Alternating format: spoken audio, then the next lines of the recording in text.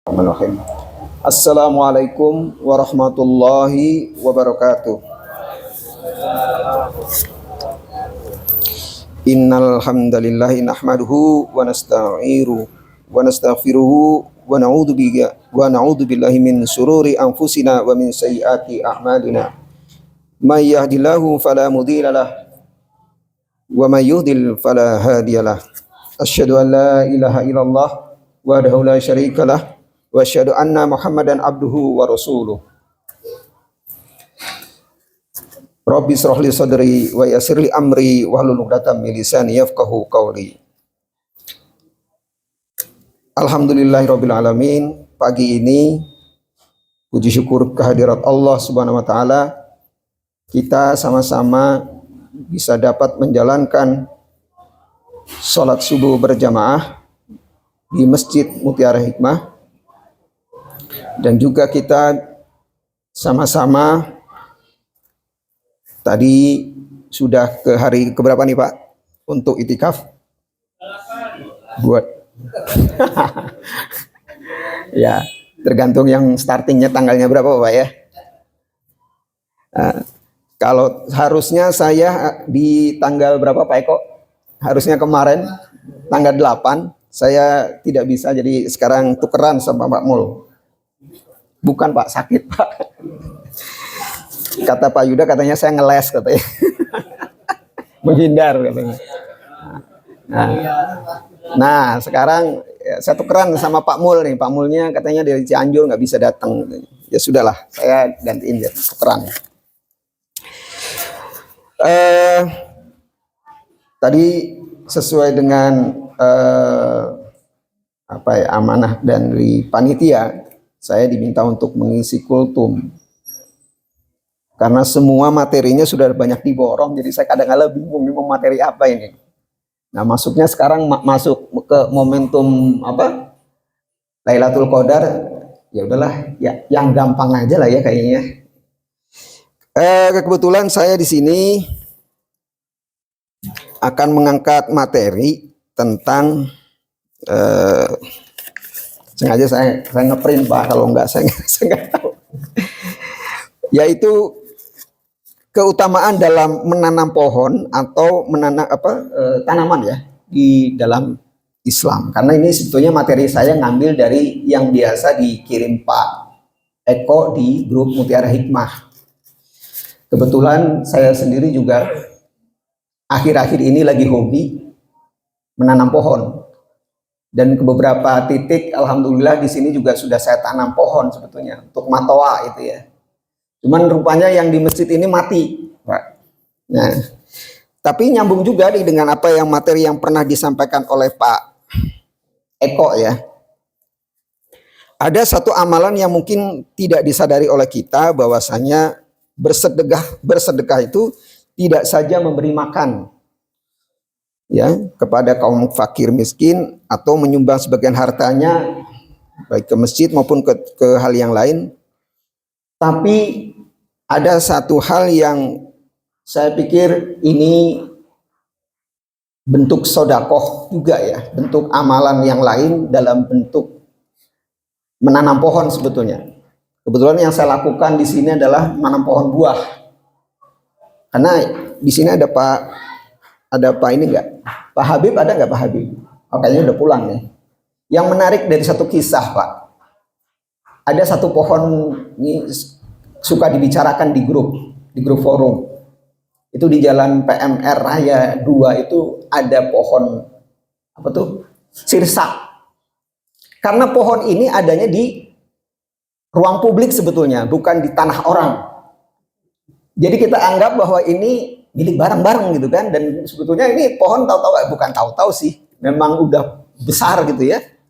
Nah, pohon ini berbuah, dan ketika sudah berbuah, rupanya banyak orang yang ketika pulang dari masjid memperhatikan ayah pohon buahnya matang gitu teh. Nah, ya kalau nggak ada dimanfaatin ya saya ambil aja gitu ya. Tapi rupanya jadi obrolan ramai di forum gitu ya.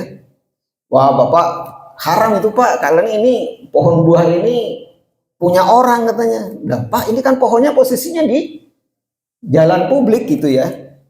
Ya nanti masalah debat ininya dalilnya gimana, mungkin orang yang lebih paham tentang ini, Pak Ustadz ya, yang lebih paham lah ya. Nah, tapi rupanya kalau dikembalikan lagi ke materi yang saya bawa ini, kita sering banyak memberikan perhatian atau nanam pohon itu banyak kalau kita perhatikan di sini pohon-pohon yang kurang produktif ya, kecuali kayak Mas Didi ya, itu udah menanam pohon alpukat ya. Terus ada tuh depan rumah Mas Didi itu ada duren, itu kadang-kadang saya tuh ngiler juga ngelihat pohon duren Pak. Buah durennya tuh kayaknya gini-gini ya Pak ya, oh kayaknya enak banget gitu ya. Nah, itu Pak depan rumah Pak Didi itu Pak. Nah itu rumah Pak siapa itu? Nah, jadi kalau saya perhatikan di Jalan PMR Raya 2 ini banyak pohon-pohon yang mungkin ya, kalau saya perhatikan bukan tanaman buah Pak.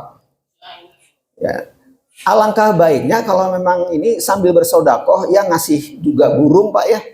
Ya buat masyarakat kita juga. Ya kalau dulu zaman saya kecil Pak, asli ini waktu saya kecil nakal juga yang namanya pohon mangga itu ketepel gitu ya, saking pingin makan buah mangga gitu. Nah rupanya pengalaman-pengalaman masa lalu itu juga menarik bagi saya untuk sepertinya ini boleh juga nih kalau kita tanamin pohon-pohon berbuah gitu ya. Dan kalau saya perhatikan juga di pondok ini beberapa pohon yang cukup bagus ya, itu tetangga itu nanam pohon rambutan rapiah Pak. Itu juga bagus. Ini durian juga bagus, belimbing juga bagus. Apa salahnya DKM dan RW terutama ya bikin gerakan nanam pohon Pak, pohon buah gitu Pak ya. Nah, jadi kalau kira-kira misalkan ada sekarang musimnya durian ya tetangga tahulah kalau tetangganya juga suka durian gitu ya, harusnya kayak bagi-bagi nyicip gitu Pak. Nah, pelajaran yang tadi saya utarakan di sini ada sebuah hadis dari Anas bin Malik radhiyallahu anhu bahwa Nabi Shallallahu alaihi wasallam bersabda, seorang muslim yang menanam atau menandur benih lalu ada sebagian yang dimakan oleh burung atau manusia ataupun oleh binatang, niscaya semua itu akan menjadi sodakoh baginya. Ini hadis riwayat Al-Bukhari nomor 2321 Pak. Jadi kalau kita lihat dari hadis ini, artinya beramal soleh bersodakoh tuh tidak mesti harus harta. Kalau memang kita punya pohon buah Pak, alangkah baiknya kita juga nanam pohon buah Pak.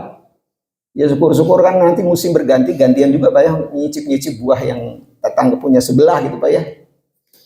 Nah, pelajaran yang terdapat di dalam hadis ini, maka Rasulullah SAW menganjurkan untuk satu menanam tanaman pohon yang memanfaatkan lahan-lahan tanah yang ada. Kebetulan saya nanam pohon tuh di tanahnya punya PLN Pak, bukan punya saya Pak. Karena saya memelihara gardu PLN, saya rawat, ya orang PLN-nya tidak keberatan juga kalau saya tanam pohon gitu kan. Nah, tapi saya pohon matoanya berbuahnya tuh hanya satu kali dalam 1 tahun Pak. Yang kerasaan mungkin ya kayak di sini Mas Andre, ngerasain Mas Andre. Kalau yang lain belum Pak ya. Nantilah kalau banyak pohonnya bisa kita tanam lagi. Kemudian yang kedua, pelajaran kedua adalah segala manfaat yang dihasilkan dari menanam tumbuh-tumbuhan tersebut akan dihitung sebagai sodakoh. Manusia wajib memberikan perhatian yang besar terhadap tanaman dan kebiasaan kita dalam bercocok tanam. Jangan membiarkan tanah yang subur tidak ditanami, di mana tanah tersebut adalah sumber rizki seperti buah-buahan, biji-bijian, kacang-kacangan, dan tanaman-tanaman herbal. Kalau di RT 6 yang getol banget nanam pohon seperti ini yang bermanfaat itu Pak Surya ya. Pak Surya cukup memberikan perhatian bagi-bagi bibit gitu ya. Jadi kalau misalkan perilaku ini bisa dilakukan di banyak tempat, saya pikir itu hal yang positif.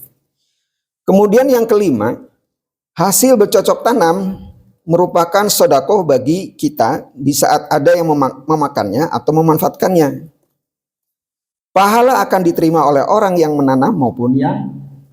pemilik lahan, tapi karena ini bukan milik saya, jadi ya mungkin buat PLN lah Pak. Buat Pak Eli ya, Pak Eli, mana Pak Eli? Kemudian anjuran untuk menanam pohon bercocok tanam serta melakukan penghijauan bumi berlaku sampai dengan hari kiamat. Selama seseorang masih memiliki nyawa, maka ia masih diperintahkan untuk menanam pohon. Rasulullah SAW bersabda, jika kiamat terjadi dan salah seorang di antara kalian memegang bibit pohon kurma, lalu ia mampu menanamnya sebelum bangkit berdiri, hendaklah ia bergegas menanamnya. Karena di sini hadisnya riwayat Bukhari Ahmad spesifik mengatakan kurma. Pertanyaannya, apa kita harus menanam kurma Pak ya? Kan mungkin bisa dengan tanaman buah yang lain kali ya. Kemudian tema hadis yang tadi kaitannya dengan Al-Quran, bumi dihamparkan oleh Allah agar semua tumbuh-tumbuhan dapat hidup. Tumbuh-tumbuhan dengan bunga dan buahnya adalah nikmat Allah Ta'ala. Dan firman Allah disampaikan dalam Quran surat Ar-Rahman dikatakan, difirmankan, dan bumi telah dibentangkannya untuk makhluknya. Di dalamnya ada buah-buahan dan pohon kurma yang mempunyai kelopak mayang, dan biji-bijian yang berkulit dan berbunga-bunga yang harum baunya. Maka nikmat Tuhanmu yang manakah yang kamu dustakan? Quran surat Ar-Rahman ayat ke-10 hingga ke-13. Dari langit Allah turunkan hujan untuk menghidupi tumbuh-tumbuhan. Allah Ta'ala berfirman, dan dialah yang menurunkan air dari langit, lalu kami tumbuhkan dengan air itu segala macam tumbuh-tumbuhan, maka kami keluarkan dari tumbuh-tumbuhan itu tanaman yang menghijau. Kami keluarkan dari tanaman yang menghijau itu butir yang banyak. Quran surat Al-An'am ayat ke-99.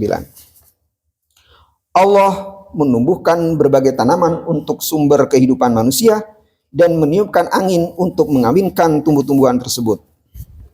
Selanjutnya, di dalam firman yang lain di Quran surat Al-Hijr ayat 19 sampai dengan 22 difirmankan, dan kami telah menghamparkan bumi dan kami pancangkan padanya gunung-gunung serta kami tumbuhkan di sana segala sesuatu menurut ukuran.